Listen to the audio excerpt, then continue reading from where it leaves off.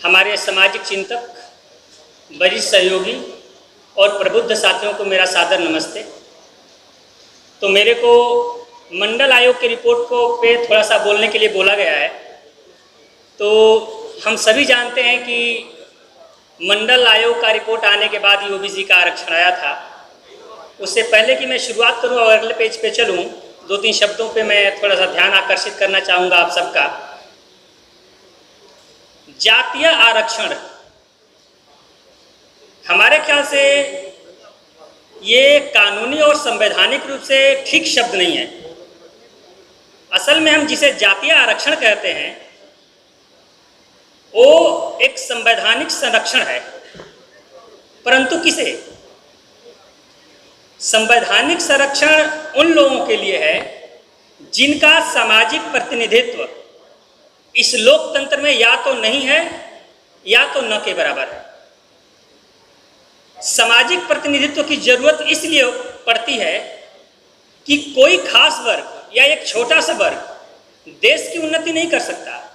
अगर देश की समग्र उन्नति चाहिए तो उसमें देश के हर वर्ग का प्रतिनिधित्व या समुचित प्रतिनिधित्व जरूरी है, तभी देश तरक्की और उन्नति कर सकता है। उसका एक मैं उदाहरण छोटा सा देता हूँ। कोरोना काल में आपकी इकोनॉमी कहाँ गई? नीचे। लेकिन उद्योगपतियों का जो प्रॉफिट था वो बढ़ता रहा। इसका अर्थ ये होता है कि केवल चंद लोगों के पास हमारी अर्थव्यवस्था रहने से देश की उन्नति नहीं हो सकती, जब तक देश की उन्नति में समग्र जनता की कुछ भागीदारी न हो। उसी समग्र भागीदारी को सुनिश्चित करने के लिए सामाजिक संरक्षण दिया गया, संवैधानिक संरक्षण दिया गया था, जिसे हम सामाजिक प्रतिनिधित्व कहें तो ज़्यादा बेहतर रहेगा, बजाय कि हम जातीय आरक्षण करें। मैडम नेक्स्ट पेज पे चलिए। मंडल आयोग इसीलिए बनाया गया था क्योंकि ये लगा कि समाज के हर वर्ग को प्रतिनिधित्व नहीं है सरकार की सेवाओं में या सरकारी पदों में। नेक्स्ट पेज पे चलते हैं मैडम। मंडल आयोग के सामने जो विचार करने के लिए कुछ बिंदु रखे गए थे वो किस प्रकार थे, थोड़ा सा मैं आप सबके ध्यान में लाना चाहूँगा। पहला बिंदु ये था कि सामाजिक तथा शैक्षणिक रूप से पिछड़े वर्गों को परिभाषित करने के लिए मापदंड निर्धारित किया जाए कि हम कैसे ये पता करेंगे कि कौन से लोग पिछड़े वर्ग में आते हैं। तो इसके लिए एक मापदंड का निर्धारण करना, ताकि उसके आधार पे कहा जा सके कि अमुक वर्ग पिछड़े वर्ग में आता है। हाँ, इस चीज़ का हमें ध्यान रखना है कि उस अगले पेज पे मैं ये बात बोलूँगा। दूसरा पॉइंट जो था मंडल आयोग के सामने वो ये था कि इस प्रकार जो मापदंड बनाया जाएगा और जो परिभाषा पिछड़े वर्ग की बनाई जाएगी उसमें सामाजिक तथा शैक्षणिक रूप से पिछड़े वर्गों के नागरिकों की प्रगति के लिए किए जाने वाले उपायों की सरकार से सिफारिश करना। ये निर्धारित जब हो जाएगा कि अमुक वर्ग पिछले वर्ग की श्रेणी में आता है, इसके बाद सिफारिश किया जाएगा कि क्या क्या उपाय हो सकते हैं इनको मुख्य धारा में लाने के लिए। चौथा जो पॉइंट था मंडल आयोग का वो ये था कि इन सामाजिक तथा शैक्षणिक रूप से पिछड़े वर्गों के नागरिकों के लिए जिनका संघ या किसी भी राज्य की सेवाओं या पदों में समुचित प्रतिनिधित्व नहीं है, हर शब्द का ध्यान रखना जरूरी है। समुचित प्रतिनिधित्व नहीं है किसी भी संघ या राज्य की सेवाओं में और पदों में। इससे पहले हमारे राजेंद्र शाह साहब ने बताया कि नियुक्तियों और पदों में क्या अंतर है, तो वही यहाँ पे कहा जा रहा है। उनके लिए नियुक्तियों और पदों में आरक्षण की व्यवस्था करने की सरकार से अनुशंसा करना, ये था मंडल आयोग का एक विषय। चौथा विषय ये था कि आयोग द्वारा पाए गए तथ्यों तथा उचित समझी गई सिफारिशों का रिपोर्ट सरकार को प्रस्तुत करना। तो ये 4 पॉइंट थे जिसके लिए मंडल आयोग का गठन हुआ। अगले पेज पे चलते हैं मैडम। मंडल आयोग की प्रस्तावना बहुत इंपॉर्टेंट है। चूंकि मैं पैगाम का एक कार्यकर्ता हूं, इसलिए जो कुछ भी प्रस्तुत करूंगा मैं एक सामाजिक दृष्टिकोण से प्रस्तुत करने का प्रयास करूंगा। बाकी आप लोग अन्य दृष्टिकोण थोड़ा सा आप देख लीजिएगा। मंडल आयोग अगर हम पूरा पढ़ते हैं, और मैं एक बार आग्रह करूंगा आप सबसे, खास करके ओबीसी के जो साथी हैं, कि एक बार आप मंडल आयोग का रिपोर्ट अवश्य पढ़ें, क्योंकि वो एक मील का पत्थर है जहां तक ओबीसी के प्रतिनिधित्व का सवाल है सरकारों में या लोकतंत्र में। समानता केवल समान लोगों के बीच होती है, असमान लोगों को समान स्तर पर रखने का मतलब है असमानता को बनाए रखना। इसको मैं एक उदाहरण से बताने का प्रयास करता हूं। आजकल ओलंपिक चल रहा है, मान लीजिए क्या आप 50 किलोग्राम के एक पहलवान को 100 किलोग्राम के पहलवान से लड़ा सकते हैं? नहीं, ये तो अन्याय हो जाएगा ना। न्याय कब होगा? जब 100 किलोग्राम के पहलवान को 100 किलोग्राम के पहलवान से लड़ाया जाए, या 50 किलोग्राम के पहलवान को 50 किलोग्राम के पहलवान से ही लड़ाया जाए। और यदि ऐसा नहीं करते हैं तो अन्याय होता है या असमानता होती है। यही मंडल आयोग का रिपोर्ट कहता है कि यदि लोगों के साथ या समाज में समानता का व्यवहार करना है तो समान लोगों के बीच में ही समानता का मापदंड बनाया जाना चाहिए, और उसी आधार पर यह मंडल आयोग का रिपोर्ट तैयार होता है। सामाजिक, शैक्षणिक और आर्थिक रूप से पिछड़ापन ध्यान देने वाली बात है। मंडल आयोग क्या कहता है?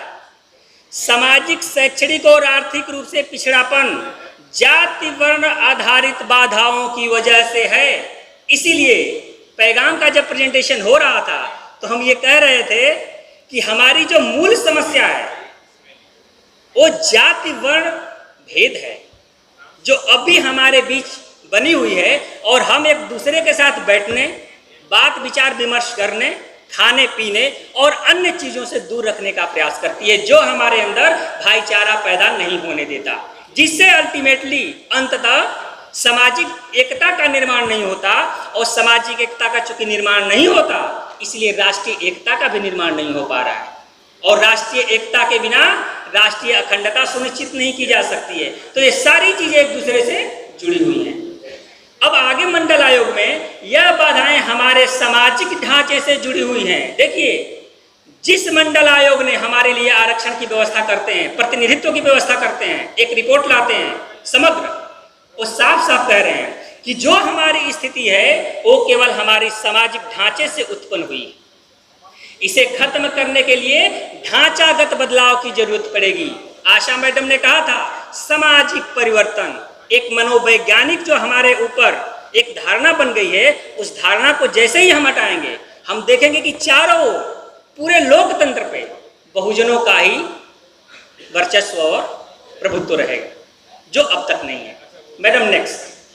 अब मंडल आयोग ने जो मापदंड बनाया कि क्या मापदंड बनाया जाए जिससे ये पता चल सके कि पिछड़े वर्ग में किनको रखा जाए। ध्यान दीजिएगा, जो मापदंड मंडल आयोग बनाता है वो 4 तरीके का मापदंड होता है। पहला है पिछड़ेपन का मापदंड में सामाजिक मापदंड, जिसके लिए हर पॉइंट के लिए 3 नंबर बताए जाते हैं, रखे जाते हैं, और उसमें 4 पॉइंट लिए जाते हैं। 4 पॉइंट कौन होंगे सामाजिक मापदंड को मेजर करने के लिए, वो आगे बताएंगे। शैक्षणिक मापदंड के लिए 3 पॉइंट होते हैं और हर के लिए 2 नंबर। आर्थिक मापदंड हर पॉइंट के लिए 1 नंबर। तो ये कुल मिला के 3 मापदंड पे ये रिपोर्ट तैयार की जाती है, सामाजिक मापदंड, शैक्षणिक मापदंड और आर्थिक मापदंड, और इसी के आधार पे रिपोर्ट तैयार होती है। जो लोग कह रहे हैं ये जातीय आधारित आरक्षण है, ये बिल्कुल ही गलत है, क्योंकि इन मापदंडों पे यदि ब्राह्मण भी इन मापदंडों पे उतरता और नंबर लाता 11 तो उसे ओबीसी की कैटेगरी में डाल दिया जाता, और अगर नहीं लाएगा तो नहीं डलेगा। इसलिए जाति के आधार पे नहीं हुआ था, इन मापदंडों के आधार पे हुआ था, जिसमें कुल 22 अंक थे। आगे बढ़ते हैं, और इनमें से 50% जो भी वर्ग ले आया मार्क्स, उसको अंक, उसको पिछड़ी जाति में रख दिया गया। पिछड़ेपन का सामाजिक मापदंड में उन्होंने 4 पॉइंट क्या रखे थे, जिसके लिए पहला पॉइंट था कि अन्य लोगों द्वारा सामाजिक रूप से पिछड़ी समझे जाने वाली जातियां, वो कोई भी लोग जो किसी और जाति को पिछड़ा मानते हैं उनको पिछड़ा समझा जाएगा। यदि सवर्ण वर्ग किसी को बहुजन वर्ग को पिछड़ा मानता है तो उसको पिछड़ा माना जाएगा, क्योंकि ये सामाजिक स्थिति है। दूसरा पॉइंट क्या था? अपनी आजीविका के लिए शारीरिक श्रम पर निर्भर रहने वाली जातियों को भी पिछड़ा वर्ग में सामाजिक मापदंड से पिछड़ा माना जाएगा। चौथा जो पॉइंट है कि जिन जातियों में औसत से ज़्यादा 25% लड़कियों की तथा 10% लड़कों की 17 साल से पहले शादियां कर दी जाती हैं, उस वर्ग को सामाजिक मापदंड के आधार पर पिछड़ा माना जाएगा। 25% लड़कियों की और 10% लड़कों की। अब कहा जाता है, अब नीचे आते हैं, चौथा जो पॉइंट है जिस पे सामाजिक मापदंड बनाया गया, जिन जातियों में औसत से 25% ज़्यादा स्त्रियां काम धंधे में लगी हुई हैं, उनका सामाजिक मापदंड के हिसाब से उनको पिछड़ी जाति में रखा जाएगा। तो ये 4 पॉइंट थे और पूरे देश भर में मंडल आयोग ने सर्वे किया और ये नतीजा निकाला और खोजा कि किस वर्ग के लोग इन सामाजिक मापदंडों पे खरा उतरते हैं, उनको इसके नंबर दिए गए। पिछड़ेपन का शैक्षणिक मापदंड क्या था, वो भी देखिए 3 पॉइंट थे जैसा बताया गया था। मंडल आयोग ने यह किया कि जिन जातियों में 5 से 15 साल तक के बच्चों के स्कूल कभी न जाने वालों की संख्या औसत से 25% ज़्यादा हो, मतलब जो भी हमारे देश का औसत है जो स्कूल में बच्चे नहीं जाते, उससे 25% ज़्यादा उन्होंने मानते हुए 5 से 15 साल तक के बच्चों को देखा कि किस वर्ग में ऐसा है कि स्कूल नहीं जाते हैं, उसको शैक्षणिक मापदंड में पिछड़ा माना गया। फिर दूसरे पॉइंट में क्या लेते हैं वो कि जिस जाति के बच्चे 5 से 15 साल के स्कूल जाना तो शुरू करते हैं, लेकिन कुछ साल की पढ़ाई के बाद स्कूल छोड़ देते हैं, ऐसे बच्चों की संख्या औसत से 25% अधिक हो। जो इस शर्त को पालन करता था, जो भी वर्ग, उसे पिछड़े वर्ग की श्रेणी में रखा गया। और जिन जातियों में मैट्रिक पास बच्चों की संख्या औसत से 25% कम थी, उन्हें भी शैक्षणिक मापदंड से पिछड़ा माना गया। तो ये था शैक्षणिक मापदंड को निर्धारित करने वाले पहलू। Madam next. अब आता है आर्थिक मापदंड। कुछ लोग ये बोलते हैं कि गरीबी के आधार पे आरक्षण होना चाहिए, आर्थिक आधार पे आरक्षण होना चाहिए। अगर ध्यान से समझने का प्रयास किया जाए तो मंडल आयोग ने अपने मंडल आयोग रिपोर्ट में आर्थिक मापदंड भी लिए थे और आर्थिक मापदंड का भी पैमाना लिया था। तो जो कुछ भी आर्थिक मापदंड के बाद कोर्ट में हुआ, वो असल में वो सही नहीं था। अगर हमारा प्रतिनिधित्व सुप्रीम कोर्ट में होता तो शायद इस आर्थिक मापदंड को जो ऑलरेडी मंडल आयोग की रिपोर्ट में समाहित किया गया है, उसको ही मान लिया जाता। हम ये नहीं कह सकते कि मंडल आयोग की रिपोर्ट में आर्थिक मापदंड नहीं रखा गया था, आर्थिक मापदंड रखा गया था। इसलिए किसी के द्वारा ये कहा जाना कि आर्थिक आधार पर आरक्षण होना चाहिए, ये सरासर गलत है। यहाँ देखिए, अब आर्थिक मापदंड के लिए क्या कह रहे हैं मंडल आयोग? जिन जातियों में पारिवारिक संपत्ति औसत से 25% कम होती है, औसत से भी 25% कम ले लिया औसत संपत्ति को, उसको आर्थिक रूप से पिछड़ा माना जाएगा और उसे उस कैटेगरी में रखा जाएगा। इसमें किसी जाति विशेष की बात नहीं हो रही है। जो भी इस मापदंड को पूरा करता है, चाहे वो ब्राह्मण हो चाहे कोई भी हो, वो इस कैटेगरी में आ सकता था। तो कोई ये कहे कि जाति आरक्षण है, ये सरासर गलत है और हमें इस मंडल आयोग रिपोर्ट को पूरी तरीके से पढ़ना चाहिए। दूसरा पॉइंट क्या था? जिन जातियों में औसत से 25% ज्यादा लोग कच्चे घरों में रहते हैं, वो आर्थिक मापदंड से इसमें रखे जाएंगे। जिन जातियों में कम से कम 50 से अधिक लोगों को पीने का पानी के लिए आधा किलोमीटर चलकर दूर जाना पड़ता है, उसको भी आर्थिक मापदंड में पिछड़ा माना जाएगा। और जिन जातियों में औसत से 25% ज़्यादा लोग खर्चे के लिए ऋण लेते हैं, अपने खर्चे के लिए, उनको भी आर्थिक रूप से। तो किस आधार पर कहा जा सकता है कि मंडल आयोग ने आर्थिक आधार नहीं बनाया था, मंडल आयोग रिपोर्ट ने बनाया था। और इस पूरे के आधार पर जिन जातियों ने 11 नंबर प्राप्त किए 22 में से, उनको पिछड़े वर्ग की श्रेणी में रख दिया गया। अब मंडल आयोग की सिफारिशें क्या थी?